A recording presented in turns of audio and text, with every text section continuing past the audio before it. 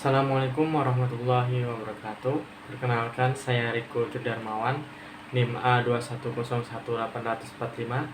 Di sini saya akan menjelaskan apa itu vintage. Menurut Otoritas Jasa Keuangan disebut OJK, vintage adalah sebuah inovasi pada industri jasa keuangan yang memanfaatkan penggunaan teknologi.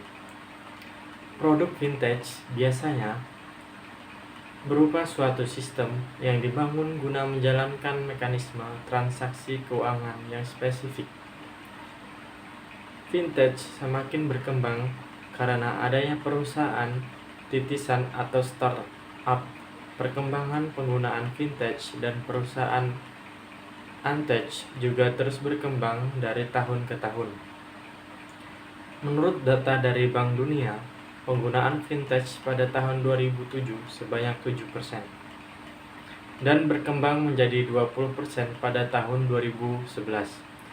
Dan pada tahun 2017 tercatat sebanyak 78%. Dengan nilai transaksi sebanyak 207,77 triliun. Meluasnya vintage menciptakan berbagai perubahan yang signifikan. Salah satunya terkait dengan gaya hidup, salah satunya yakni pinjaman atau kredit.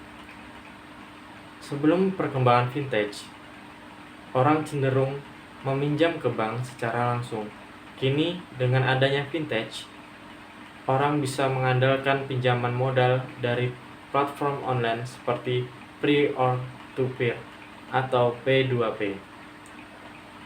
Menurut OJK, ada 5 jenis vintage. Yang pertama adalah crowdfunding. Ini adalah salah satu jenis vintage untuk penggalangan dana. Lalu, yang kedua adalah microfinancing. Ini adalah layanan vintage yang difokuskan pada layanan keuangan. Yang ketiga adalah P2P, lending service. Ini adalah jenis vintage untuk membantu masyarakat dalam menyimpan uang. Yang keempat adalah market comparison. Ini adalah vintage yang membantu masyarakat dalam merencanakan finansial. Dan yang terakhir adalah digital payment system. Ini adalah vintage yang bergerak di bidang penyediaan layanan berupa pembayaran tagihan seperti pulsa, kartu kredit, dan token listrik. Selama ini, vintage diatur dalam Peraturan OJK Nomor 77 Tahun 2016 tentang layanan pinjaman meminjam untuk berbasis teknologi informasi. Perusahaan vintage memiliki peranan penting bagi masyarakat yang membutuhkan dana, baik untuk kebutuhan pribadi hingga mengembangkan usaha. Tidak hanya itu, vintage juga berperan dalam mendukung pendidikan di Indonesia. Melalui layanan keuangan yang ditawarkan, vintage dalam bidang pendidikan disebut dengan fintech. Selain peranan yang sangat penting di masyarakat, vintage juga memiliki berbagai manfaat. Di antaranya, vintage dapat membantu perkembangan baru di bidang startup teknologi yang tengah menjamur. Hal ini dapat membantu perluasan lapangan kerja dan meningkatkan pertumbuhan ekonomi. Pertumbuhan ekonomi tersebut mendatangkan manfaat kedua, yaitu peningkatan taraf hidup masyarakat. Vintage dapat menjangkau masyarakat yang tidak dapat dijangkau oleh perbankan konvensional. Selain itu, vintage juga dapat meningkatkan ekonomi secara makro. Kemudahan yang ditawarkan oleh vintage dapat meningkatkan kemajuan e-commerce, dan manfaat terakhir yang dapat dinikmati oleh masyarakat besar adalah penurunan bunga pinjaman. Pergerakan startup di Indonesia dapat dikatakan terus mengalami perkembangan pesat. Pesatnya perkembangan startup menjadikan vintage dikenal sebagai dan diterima oleh masyarakat luas. Ramainya masalah yang beredar di dunia vintage, terutama tentang maraknya penipuan dan vintage lending.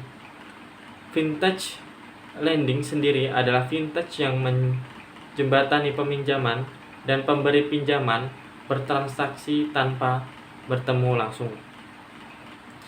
Vintage pinjaman online atau pinjol ini pun berkembang dengan sangat pesat.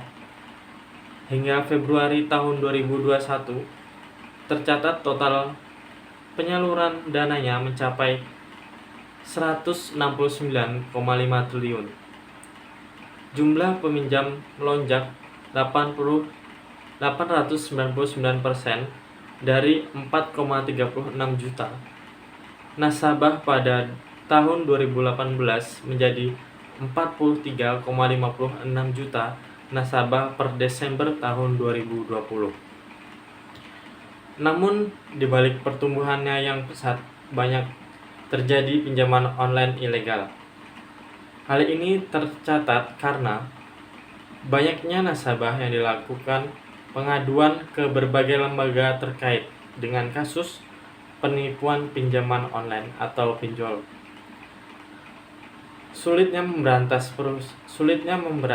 perusahaan-perusahaan ilegal tersebut lantaran aplikasi atau situs web yang ditutup dapat direplikasi kembali, serta banyak juga vintage ilegal yang tidak memiliki kantor fisik atau servernya ada di luar negeri. Di sisi lain, banyak juga masyarakat yang tidak berpikir panjang dalam melakukan sesuatu. Seperti kita meminjam pinjaman online, tidak memikirkan ke depannya gimana nanti nasib kita, apakah kita untung meminjam online atau tidak. Perkembangan vintage di Indonesia memiliki dampak positif dan negatif. Oleh karenanya, kita sebagai masyarakat harus mampu memilih mana pinjaman yang baik, mana pinjaman yang buruk. Jangan sampai kita terjerumus dalam tipuan-tipuan pinjaman online yang ada di web-web yang tersebar. Sekian yang dapat saya sampaikan berkaitan dengan perkembangan jenis harta manfaat vintage di Indonesia. Semoga kita semua tidak tertipu dengan pinjaman online ilegal tersebut. Jika ada salah kata, saya mohon maaf. Wassalamualaikum warahmatullahi wabarakatuh.